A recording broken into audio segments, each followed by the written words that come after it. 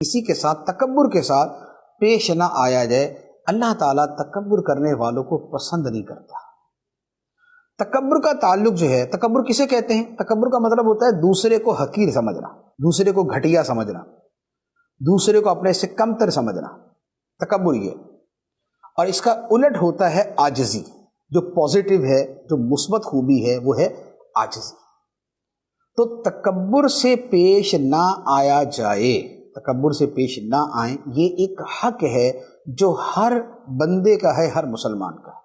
اور نبی پاک صلی اللہ تعالیٰ علیہ وسلم کی سنت مبارکہ کیا ہے؟ عاجزی۔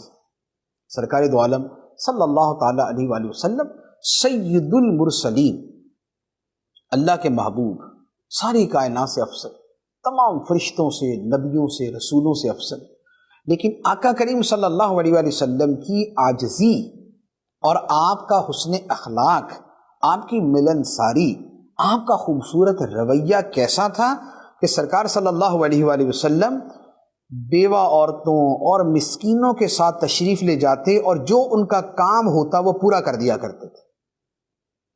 بیواؤں کے ساتھ، مسکینوں کے ساتھ شفقت کا سلوک۔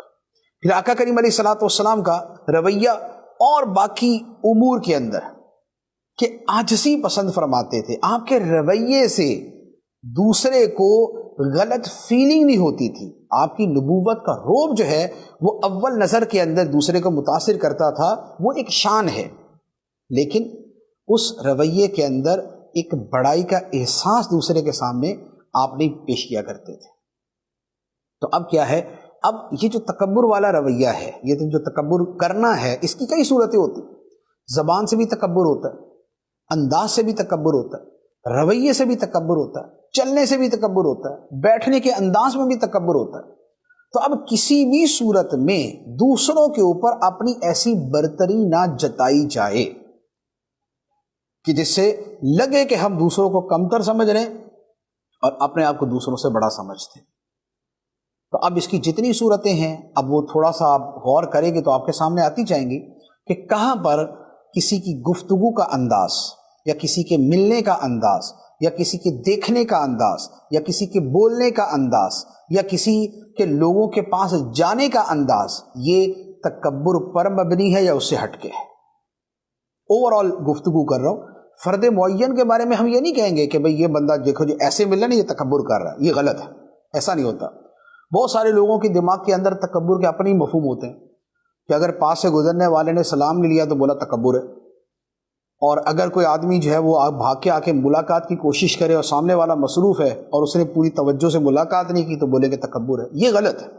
کسی فرد معین کے بارے میں یوں نہیں کہہ سکتے، لیکن ہم اپنے رویے کے اعتبار سے غور کریں۔ ہمارا ایک عجیب مسئلہ یہ ہوتا ہے کہ ہم جو سنتے ہیں اس پہ دوسرے کو پرکھنا شروع کر دیتے ہیں بجائے اپنے آپ کو پرکھنے۔ ہم نے دیکھا کہ بھئی تکبر یہ ہوتا ہے، اب ہم یہ نہیں دیکھیں گے کہ ہمارے اندر ہے یا نہیں، ہم یہ دیکھیں گے اس میں ہے یا نہیں۔ تو یہ جو چیزیں اور یہ جو تعلیمات ہوتی ہیں یہ اس لیے نہیں ہوتی کہ ہم اس کو جو ہے ایک باقاعدہ جو ہے ایک اپنا آئینہ بنا کے دوسرے کو دیکھنا شروع کر دیں۔ وہ یہ ہے وہ آئینہ اپنے لیے استعمال کریں، ہم اس چیز کو یہ دیکھیں ہمارے اندر ہے یا نہیں، یہ نہیں ہے اس کے اندر ہے یا نہیں، اس کے اندر نہیں، ہم نے اپنی اصلاح کرنی ہے، ہم نے اپنے آپ کو دیکھنا ہے۔ تو لوگوں سے ملتے ہوئے جو ہے وہ تکبر کا رویہ نہ کیا جائے۔ اچھا، پھر اس میں تکبر کی وجہ بھی ہوتی، دوسرے کو حقیر سمجھنے کی وجہ بھی ہوتی ہے۔ اس میں اس کی برادری بھی ہو سکتی ہے، ذات بھی ہو سکتی ہے، اس کا پیسہ بھی ہو سکتا ہے، اس کا عہدہ بھی ہو سکتا ہے، منصب بھی ہو سکتا ہے، اس کی حیثیت بھی ہو سکتی ہے، اس کے گھر کے حالات بھی ہو سکتے ہیں، اور اس کا گھر کیسا ہے یہ بھی ہو سکتا ہے، اس کی گاڑی کیسی ہے یہ بھی ہو سکتا ہے۔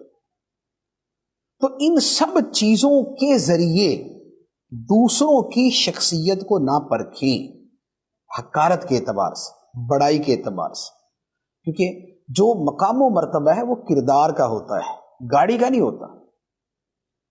مقام و مرتبہ جو ہے وہ انسان کے اخلاق کا ہوتا ہے، اس کے ظاہری لباس کا نہیں ہوتا۔